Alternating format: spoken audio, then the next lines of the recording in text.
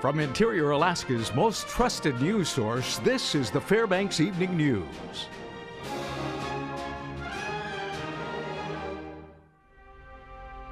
Good evening. Thank you for joining us. Our top story, Governor Bill Walker today announced he will drop his public interest lawsuit on Point Thompson. The suit protests a settlement reached between former Governor Sean Parnell and ExxonMobil regarding state oil and gas leases at Point Thompson. Walker announced today that he will submit legislation on Friday to ensure the state constitution and state laws are never again violated in negotiations to develop Alaska's natural resources. Walker has claimed that the previously reached settlement was illegal because it bypassed public comment regulatory steps. Walker says recent meetings with Exxon reps have left him satisfied with where the company is headed in regards to Point Thompson development. Walker made the announcement at a House Resources Committee meeting without taking questions from state representatives. I need to be careful what I say. It involves a piece of litigation, and it's an awkward situation from me being governor and resolving a piece of litigation that I filed as an individual. So I said what I needed to say, and that was pretty much it. The Fairbanks North Star Borough Assembly is set to continue work on an ordinance aimed at solving the area's PM 2.5 air quality problem during tomorrow's regular meeting. The Assembly closed public comment on the ordinance at a meeting 2 weeks ago. The public is divided on the measure that contains a list of 15 finable burn violations and potential burn bans throughout the non-attainment area. There are nearly 20 proposed amendments up for discussion. Assemblyman Lance Roberts, a critic of the ordinance, will propose 10 amendments. They range in topic from changing the compliance process and requiring factual evidence before smoke opacity citations are issued to allowing campfires during inversions. Roberts says the ordinance does not really attack the borough's air quality issue. My biggest problem with the ordinance is that it doesn't really solve the problem. You know, a lot of what it does isn't really going to make things happen. We had testimony from the air quality manager that if we replaced every wood stove in Fairbanks, it still wouldn't solve the PM 2.5 problem. So how far are we going to get doing these kind of restrictions? You know, it's not really going to get us where we want to go. The United States assumes chairmanship of the International Arctic Council this spring. The Intergovernmental Council includes delegates from 8 Arctic countries and sets policy on issues ranging from climate change to environmental concerns. Alaska is the only state in the U.S. that lies within the Arctic region. Senator Lisa Murkowski met with Secretary of State John Kerry for about 40 minutes today. They discussed the direction the U.S. will take while chairing the council over the next 2 years. Murkowski urged the secretary not to be narrow-sighted solely on climate change. I think the secretary is very keyed in on that one issue, and so one of the things that I reinforced with him today was to ensure that when we take over as chairman, that we not forget the people who live and work and raise their families in the Arctic, those people that are looking for those economic opportunities. The Iditarod Trail Committee Board of Directors voted last night to move the start of the Iditarod Trail sled dog race to Fairbanks. The board unanimously opted to move the 1,000-mile competition because of low snow conditions in south central Alaska. The event begins with a ceremonial start March 7th in Anchorage. Dog teams carrying passengers make a leisurely 11-mile run from downtown to an airstrip on the city's east side. Actual racing begins a day later and usually starts in Willow. The trail takes mushers and dogs through the Alaska Range, down the Yukon River, and along the Bering Sea coast to the old gold rush town of Nome. Yeah, well, we did a survey after the 2003 Iditarod started in Fairbanks, and the report we did said it was $175,000 economic impact, which sounds pretty conservative. But I think the big difference now is winter tourism has really evolved, not only here in Fairbanks, but in Anchorage, along the rail belt. So I think we will see more of an impact than we did in 2003. When we come back, we will continue our series on nonprofit agencies in the interior being impacted by critical budget cuts. Also in our military report, some specialized training was conducted for Alaska Guard members on how to build an ice bridge. Those stories are next. Please stay with us. And welcome back. Last week, Alaska Governor Walker announced massive cuts to the upcoming budget. Unfortunately, a number of nonprofit agencies in the Fairbanks area will greatly be affected. Mike Schultz has more on the impact these cuts could have. When the announcement came about the cuts, the reverberations were immediately felt by numerous agencies in the interior. Agencies that depend on the funds to provide services to the homeless and needy. among them the Fairbanks Rescue Mission. You know, and that's one thing that I take pride in our agency.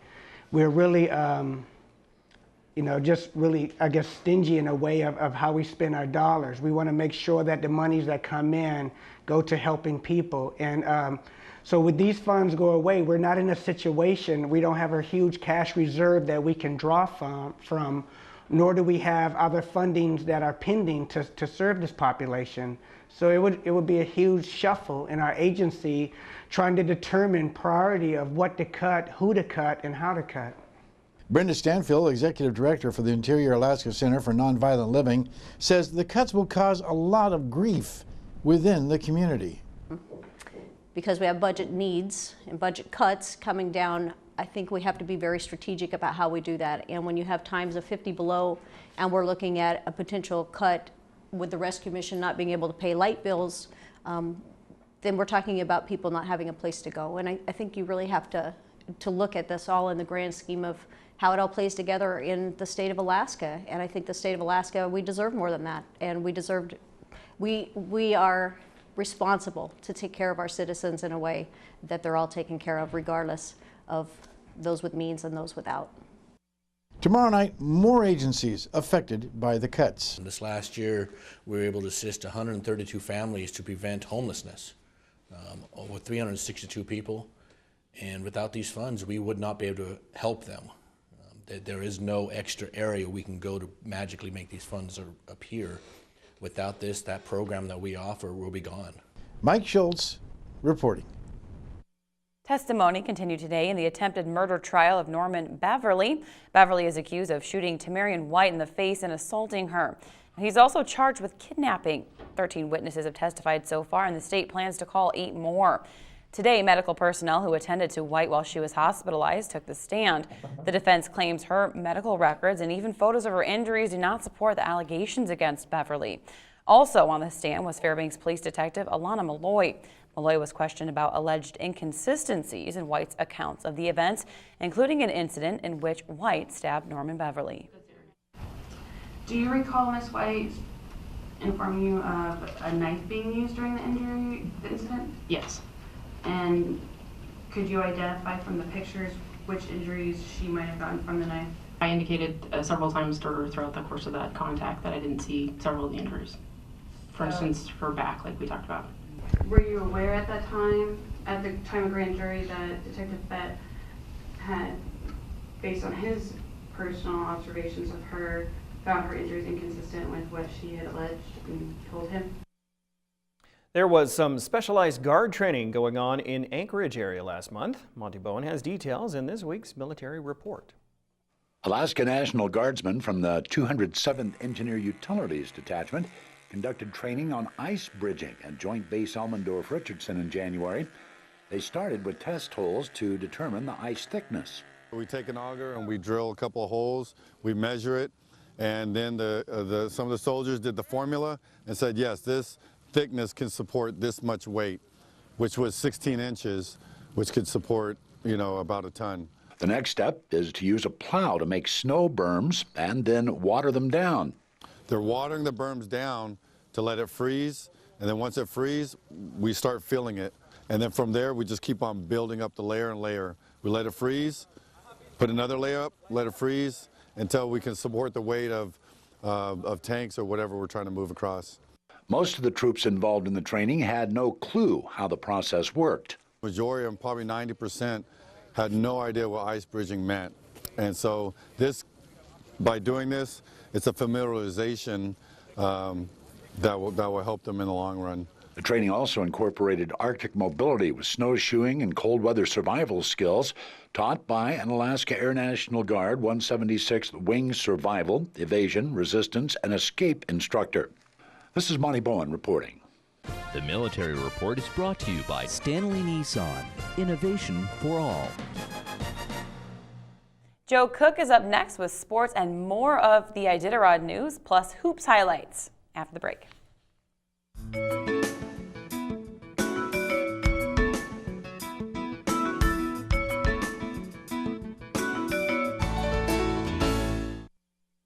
Welcome back, Interior Sports fans. Joe Cook here with your local Wednesday Sportscast. After a final trail report Tuesday evening, the Iditarod Board of Directors voted unanimously to move the 2015 Iditarod Restart to Fairbanks. That's right, the Fairbanks Iditarod Restart will be Monday, March 9th at 10 a.m. in front of Pikes Landing, right on the Chena River. That's where the Fairbanks Restart was in 2003. It's just the second time in the legendary race's 42-year history that it will restart in the interior. Snow levels were still just too low and crucial and sometimes dangerous parts of the trail. Areas like Dalles Gorge and the Alaskan Range were worse than last year. The trail will now be 19 miles shorter. Interior checkpoints will include Nenana, Manly Hot Springs, and Tanana. Huslia and Koyukuk are the new interior checkpoints. The ceremonial start of the Iditarod will still be March 7th in Anchorage. The Yukon Quest dog sled race continues to make its way towards Fairbanks as well. One race has already ended. Late Monday night at 11:25 p.m., veteran musher Michelle Phillips won the Yukon 300 for her second title in 3 years. She was the first at Tepeli Crossing. She won it in 2013. She didn't race in 2014. Ali Zirkle, the defending champion, she came in second, arriving early Tuesday morning. As far as the big race, Brent Sass was the first into Dawson City yesterday. So far, Sass believes everything is going according to plan. I stuck to a schedule this first half almost to a T. So I have a schedule planned out for the second half, and at the moment, that's what I'm going to stick to. My goal is never to be here first. You know, my goal the last 2 years has been to the finish line first, and that's still to happen. So there's a lot of work to do before then. So that's what I'm focusing on. Here are the current standings as the top 5 mushers are resting in Dawson City. Sass, your leader, is followed by defending champion Alan Moore. They both have 14 dogs at this point. Hugh Neff is 3rd, Jorah Uslam is 4th, and Ray Reddington Jr., the rookie, he is standing in 5th place. The ASAA State Hockey Tournament begins on Thursday in the Miernard Sports Complex in Wasilla. 3 interior teams will be in the mix. In the 4A tournament, West Valley will face Service at noon in their opener. The Wolfpack lost to the Cougars twice by the same score of 3-2, and one of those games was in overtime. North Pole, they will play West Anchorage at 2:30. West beat North Pole 14-1 and 10-0 already this season. In the Greatland State title game, the Monroe Rams will play the Houston Hawks. The Hawks were last year's runner-up, and they won the conference tournament this year. Monroe defeated Houston for their state titles in 2003 and 2013. North Pole High School was the site for Tuesday night MAC basketball action. The Patriots hosted the Lathrop Malamutes. It was a close 1 through 3 quarters in their last meeting. And that would be the case in the first half. Shane Hurst, he led the Pats with 9 points and 12 rebounds off of the nice pass from DeAndre Campbell. Jared Peterson, he added 9 points. And North Pole did trail just 25-28 at the break. But Lathrop's ability to hit threes and their defense was a difference. Without Jaden Whiteside, Cole Burney, he found the stroke, finishing with the game-high 20 points. Curtis White Jr. added 11 points and a few steals in the second half. Lathrop holds North Pole to 14 second-half points, and they run away with a 68-39 win. The Mutes are now 11-5 and 3-0 in the MAC. It was just a really lethargic first half. We didn't really come out like we should have. And then the second half, though, I think our defense, we just got like 5 steals in a row, so that helped us out as a defense. That's what we expected. We still have to keep going. We have 2 big games this week against West Valley and Colony, so those are huge for us. Pretty happy guys right there. In the girls' game, the Lathrop Malamutes would cruise to a 58-13 win over North Pole. The Malamutes led 15-1 end of the first quarter, and they would maintain their lead until the end. Jana Hadukovic scored a game-high 23 points. Carly Fitzgerald added 14 in the win for Lathrop. Caitlin Bartley scored 6 to lead the Pats. Lathrop improves to 12-5 overall. This Friday, the 9th edition of Hockey Week in Fairbanks will start with the Alaskan Annex taking on #1 Minnesota State. The 11-day event will be everything hockey. Some of the headline events are back, like the Hockey Extravaganza at the Big Dipper on Saturday the 21st, Special Olympics floor hockey game against the Nanoks this year on Tuesday the 17th, and the backyard rink judging from February 16th through the 18th. There are some new events this year, like Play Hockey for Free program. That's for ages 4 through 8, and kids can learn to play hockey for free before the Extravaganza on the 21st. There will also be hockey tournaments and more. For the full list of events, visit webcenter11.com. A final note, one local girls hockey team recently won a championship. The Alaska Icebreakers 12U Tier 4 team went 6-0 in the Anchorage Hockey Association's President's Day tournament over the weekend. They won 3-1 in an all-girls team final, which is rare because the division has 12 co-ed teams and there are only 2 girls teams. The Icebreakers were victorious against 5 co-ed teams to make it to the final of the Pee Wee D division. So congrats to the 12U Icebreakers. And that's it for sports. Mike Schultz is next with your 4-weather forecast, and we'll catch you next time. Hey everyone, welcome back into our Wednesday night news. Mike Schultz with you once again, taking a look at the weather. It's snowing outside and the temperature today was 12 degrees for the high. It's nice to say that after having such cold temperatures for such a long time. Nice photograph night. This one's sent in by Larry Moen, and you can see once again beautiful colors on the flock trees here. We're winter artistry. Nice title for that. And as always, if you have a photograph you want to share, by all means send it to photos@ktbf11.com. Our almanac, there's the high today, 12 degrees. The low last night, 1 degree above. Record high, 46 in 2004, 53 below in 1932. Sunrise and sunset, 8 hours and 12 minutes, a gain of 7 minutes from yesterday. On the satellite and radar, you can see some snow showers moving around the Fairbanks area. We've been talking about it for the last few days, and all the flow is moving out of the south, and that's helping to drive that temperatures, the warmer area in from the south, bringing the warm temperatures with it. Elsewhere across the state, we're looking at, for the most part, a little showery conditions across southeast Alaska, 45 at Ketchikan, 35 at Juneau. Over the Anchorage Bowl, a few scattered showers here and there, more rain around Kodiak region. Up and down the west coast, temperatures in the single digits. 21 below at Barrow for the high today, 2 below at Fort Yukon yesterday. It was 26 below. Nice, what a difference a day makes, right? What's going on in the lower 48? Well, some showers have returned to the Pacific Northwest. Nothing heavy. Nice and warm temperatures up and down the west coast. Cooling off around Denver, 48 degrees. Dallas, not too bad, 67. Chilly in Minneapolis, 18 degrees. More snow showers moving across the Great Lakes and into parts of the Northeast, including New York. On the satellite radar, you can see the pink indicating where those snow showers are moving, and then more activity moving across parts of Texas, while another system moves onshore in the Pacific Northwest. The new jet stream outlook, well, actually, the St. Anna winds once again are in there for a possibility for tonight, so we have to keep an eye on that. But the new jet stream is once again showing the flow coming in from the northwest to the southeast, bringing a lot of cold air over much of the eastern half of the country, while the west stays dry and mild.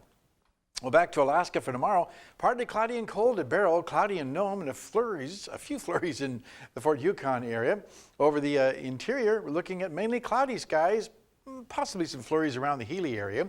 Over southeast Alaska, once again, looking at rain showers to be scattered from Juneau all the way to Ketchikan. While over to the southwest, it looks like, for the most part, rain for Cold Bay, scattered showers for Kodiak, and scattered snow showers for Bethel. And over the south central regions, looking at light snow or flurries for Anchorage, 1 to 4 inches of snow expected in Valdez, and mixed rain and snow for Homer. Okay, time once again for our kids' weather, and this week we're talking with the kids from the Watershed School. Tonight, here's a young man with an interesting weather question. Okay, so my name's Lars, and I'm in Miss Prez's 6th grade class at Watershed, and I was just wondering that, I know about the Coriolis effect, but I was wondering if you could give me a more detailed explanation about how wind was formed. That's a really cool question because the Coriolis effect doesn't get talked about a lot, but it's mainly, if you'll pardon the pun, it involves the Earth's rotation helping to develop systems mainly around the tropical equator. So it's a pretty cool effect there. And as always, thanks to Mount McKinley Bank for sponsoring our kids' weather. And tomorrow night we'll have the teacher here with an interesting weather fact to share with all of us. Here's your forecast for the remainder of the night. Cloudy skies, a few snow showers possible. They're out there right now. 5 below for the overnight low. Tomorrow's forecast calling for cloudy skies, continued warmer temperatures, 7 degrees for the high, even possibly warmer in the higher elevations. And the good news is the warm temperatures will continue right on through the 5-day period. As you see by Tuesday of next week, looking at temperatures in the low 20s. No more snow in the forecast. Daytime highs in the, like I said, upper teens to 20s. Overnight lows right around near 0 each night. I'm loving it. It looks good.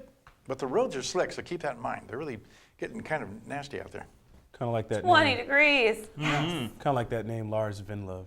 Yeah, that's a great name. Cool. Great hockey Yeah. name. Yeah, I was about to say, yeah. He probably plays hockey, but I don't know. Very good temperatures, Mike. And, Oh, yeah. I'm going to miss it next week. I'm going on vacation, so. Gosh, I lucky should have you. taken it Lucky this you. past Yeah. week, that's for sure. It's all on you, girl. I got it. Okay. That will wrap up this edition of the Fairbanks Evening News. We are glad you could join us. Tonight on NBC Nightly News, President Obama has asked Congress for new war powers in the ISIS fight. That's next with Lester Holt. Join us here 6 days a week at 6 and 11 or online anytime at websitter11.com. From all of us here at the News Center, have a good night. Good night.